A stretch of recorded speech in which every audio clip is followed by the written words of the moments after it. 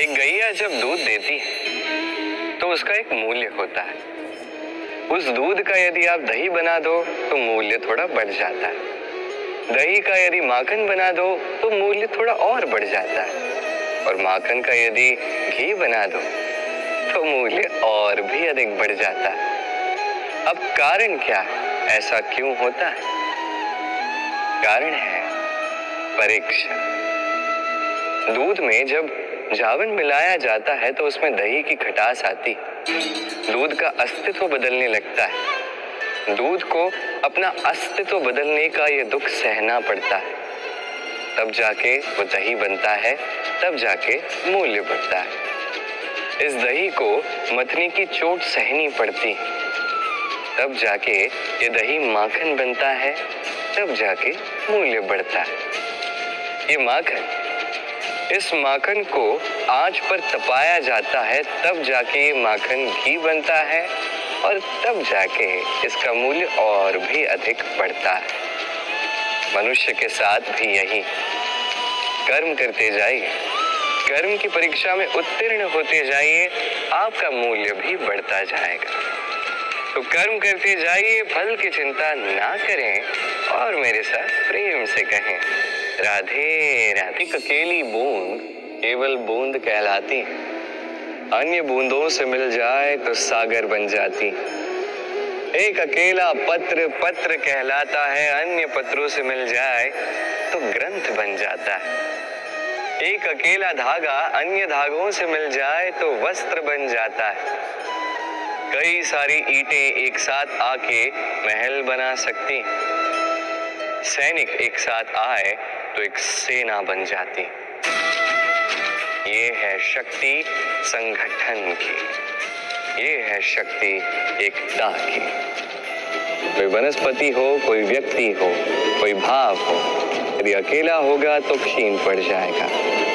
यदि संगठन में होगा तो शक्ति भी बढ़ेगी और आगे भी आपको ले जाएगी।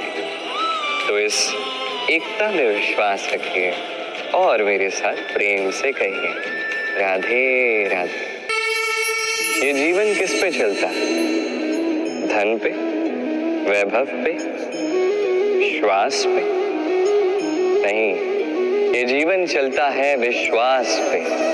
विश्वास स्वयं पर, विश्वास हमारे अपनों पर। किंतु जब यही विश्वास टूट जाता है तो मनुष्य का हृदय टूट जाता है। तत्पश्चात वो कुछ कर ही नहीं पाता। अब ऐसे में क्या करें? 3 कार्य हैं जो आपको करने हैं।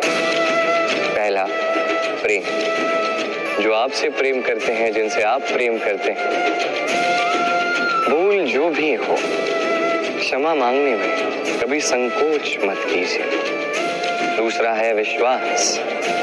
जो आपसे प्रेम करते हैं, आप पर विश्वास करते हैं, उनका विश्वास कभी मत तोड़िए। तीसरा है आस।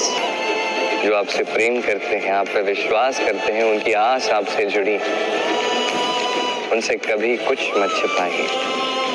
ये 3 कार्य कीजिए और ये जीवन प्रसन्न होकर कहेगा राधे राधे। मैंने मनुष्य रूप में जन्म लिया और सारे कर्म इसी रूप में किए। किंतु आश्चर्य की बात है, आज भी जब कोई मनुष्य आता है तो हाथ जोड़कर प्रार्थना करता है कि मैं उनकी सहायता करूं। आपको एक बात कहना चाहता, मैं सबकी सहायता नहीं कर सकता, किंतु मैं सीख अवश्य दे सकता, ज्ञान प्रदान कर सकता। ऐसा ज्ञान जिसके आधार पर मनुष्य जो चाहे वो प्राप्त कर सकता है, यदि उचित कर्म करे। जब कंस के असुर गोकुल में विध्वंस मचा रहे थे तो मैंने किसी से सहायता नहीं मांगी। मैं खड़ा रहा और मैंने उसका विरोध किया। सब कहते हैं कि मैंने एक छोटी सी उंगली पर गोवर्धन पर्वत उठा लिया, किंतु क्या मैं वहां अकेला था? कदापि नहीं। मेरे साथ तो अनेक गोकुलवासी, अनेक बरसाना वासी थे। अपने हाथ में एक गठिया ली, उनका मनोबल, उनका साथ मेरे साथ था।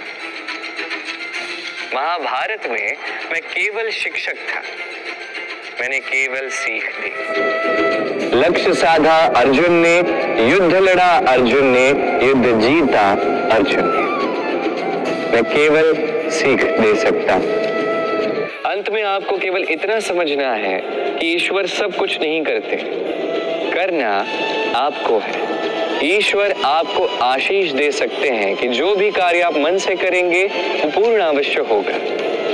तो अपने लक्ष्य के मार्ग पर आगे बढ़ते रहिए, चेतना, विवेक और परिश्रम के साथ। जो भी आपके स्वप्न हैं, जो भी आपका लक्ष्य है, अवश्य आपको प्राप्त होगा और ये मन प्रसन्न होकर कहेगा।